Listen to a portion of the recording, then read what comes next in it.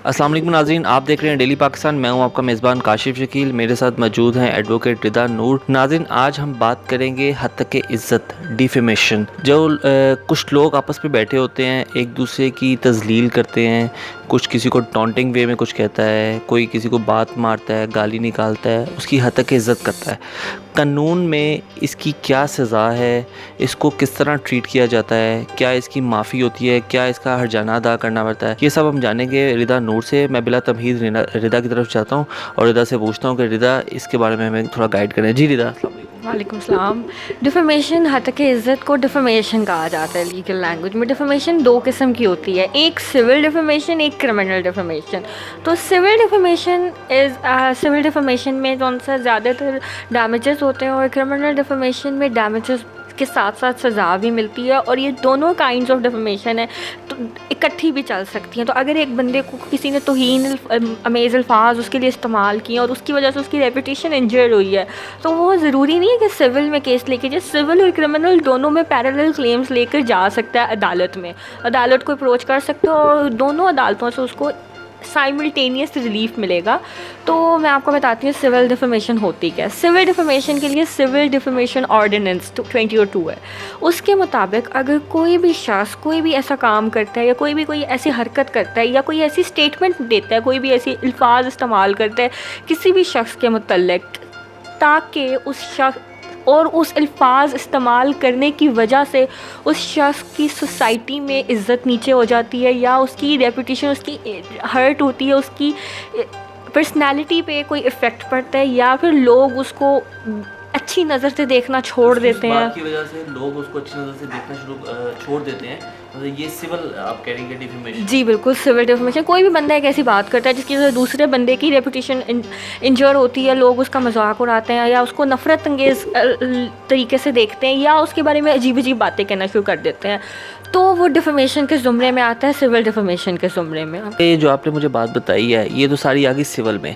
Criminal में क्या होता है और इसकी सज़ा और इसके डैमेजेस क्या क्या हैं जो बंदा गुनहगार है उसने अदा करने होते हैं? सिविल डिफेमेशन और क्रिमिनल डिफेमेशन में डिफरेंस यही है कि सिविल डिफेमेशन में जो है ना, आप किसी के ख़िलाफ़ कोई स्टेटमेंट कह देते हो, कोई किसी की हद की इज़्ज़त कर देते हो और आपकी नीयत नहीं होती कि आप उसकी हद की इज़्ज़त करोगे, लेकिन आपके अल्फाज की वजह से, आपकी हरकत की वजह से उसकी इज़्ज़त मजरूर हो जाती है, मजरूह हो जाती है और उसकी तौहीन हो जाती है। लेकिन आपकी नीयत नहीं होती कि यार अगर मैं ये लफ्ज़ कहूँगा तो इससे इसकी इज़्ज़त में कमी आए। ये इसको कहने के लिए नीयत पहले करनी पड़ती है? जी बिल्कुल, आपकी नीयत होती है कोई किसी की बेइज्जती करने की नीयत से, किसी की इज़्ज़त को मजरूह करने के लिए आप ऐसे इंटेंशनली जो अगर आप किसी के लिए आपके मुंह से कोई अल्फाज निकल गए हैं तो आप उससे बाद में सॉरी कर लेते हो, एक तो वो फौरी तौर पे क्लियर हो जाता है।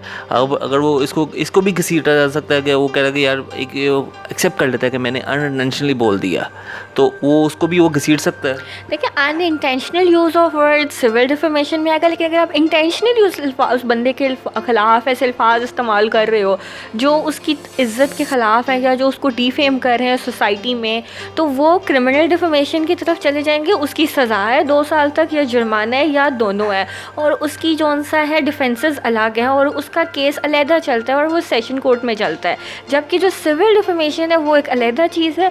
उसमें ये होता है आपने वैसे कोई ना समझे में, बगैर समझे, बगैर किसी नीयत के एक शख्स के ख़िलाफ़ तौहीन अमेज़ अल्फाज इस्तेमाल किए जिसने एज ए रिज़ल्ट उसकी इज़्ज़त मजरूह हुई है। उसमें कुछ डिफेंसेस होते हैं। तो जैसा आपने कहा अपॉलॉजी, माफ़ी अगर वो मांगते हैं और अगर वो एक्सेप्ट कर लेता है तो इट्स अ वैलिड डिफेंस। तो ऐसा हो सकता है कि वो डिफेमेशन में उसके ख़िलाफ़ कार्रवाई। क्रिमिनल में डैमेजेस क्या है?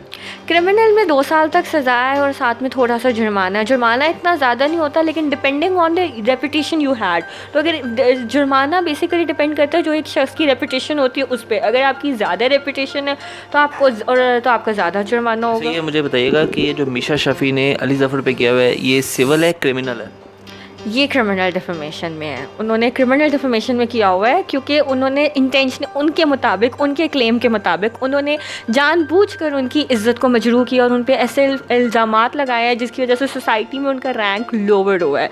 तो ये क्रिमिनल डिफेमेशन है, लेकिन साथ ही साथ सिविल डिफेमेशन में भी किया जा सकता है मीशा शाफी के ऊपर केस। अच्छा, मुझे रिदा ये बताइएगा कि सिविल डिफेमेशन में क्या रेमेडीज़ होती हैं और क्या डैमेजेस इसके होते हैं? सिविल डिफेमेशन में 2 किस्म के डैमेजेस होते हैं। एक होते हैं जनरल डैमेजेस केस कि कोर्ट ने फ़ैसला देते हुए ये रूल करना है कि 50,000 तक, 50,000 से ऊपर तक, 50,000 से नीचे नहीं, आप कोई भी जनरल डैमेजेस दे दें 50,000 से, लेकिन वो नीचे नहीं होनी चाहिए, प्लस अपॉलजी कि जिस तरह से आपने उस बंदे को बेइज्जत किया उसी तरह आप उस बंदे से माफ़ी मांगेंगे। फॉर एग्ज़ाम्पल अगर अखबार में उसके बारे में कोई गलत खबर छपी है जो कि उसके लिए ख़त अमेज़ थी, तो उसी जगह जिस जगह वो खबर छपी है, फॉर एग्ज़ाम्पल अगर फ्रंट पेज पे छपी है, और उसी तरीके से आपने उस खबर की तरदीद करनी है और माफ़ी मांगनी है। अच्छा रिदा, मुझे ये बताइएगा, अब आपने मुझे ये तो क्लियर कर दिया कि सिविल और क्रिमिनल डिफेमेशन होती किस तरह, अब इसका कोई क्राइटेरिया भी सेट है कि इस केस को किस तरह सबमिट किया जाता है, इसका क्या क्राइटेरिया होता है, कितने दिन में उस बंदे ने जवाब देना होता है, इसके बारे में थोड़ा सा गाइड कीजिए। जी, सिविल डिफेमेशन में इस तरह है कि आपने जो है ना 14 दिन का नोटिस पीरियड देना होता है उस बंदे को जिसने आपके ख़िलाफ़ बात की, आपको डिफेम किया, उसको देना पड़ता है और उसको इत्तला देनी पड़ती है कि आप उसके ख़िलाफ़ कार्रवाई कर रहे हैं, कानूनी कार्रवाई कर रहे हैं।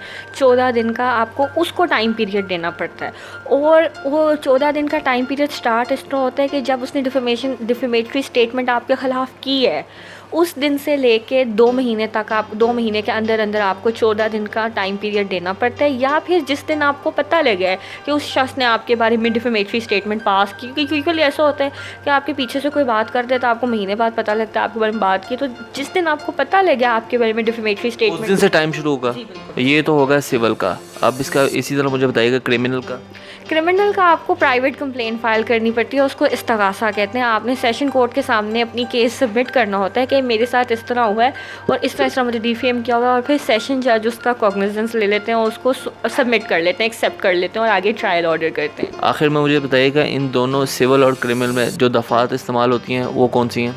सिविल में डिफेमेशन ऑर्डिनेंस 2002 लगता है और क्रिमिनल डिफेमेशन में चैप्टर 24 ऑफ पीपीसी लगता है, जिसमें सेक्शन 500 से स्टार्ट होती हैं और ऑनवर्ड्स होती हैं। और ना सिर्फ ये बल्कि क्रिमिनल डिफेमेशन में कोई भी, अगर कोई शख्स एक डिफेमेटरी स्टेटमेंट पब्लिश कर रहा है और उसको पता है या he has reasons to believe कि ये जो स्टेटमेंट है डिफेमेटरी और गलत है ये, तो भी उसको भी सज़ा हो सकती है, और जो पब्लिश कर रहा है, जो फैला रहा है, उन सबको सज़ाएँ हो सकती हैं 2-2 साल तक की।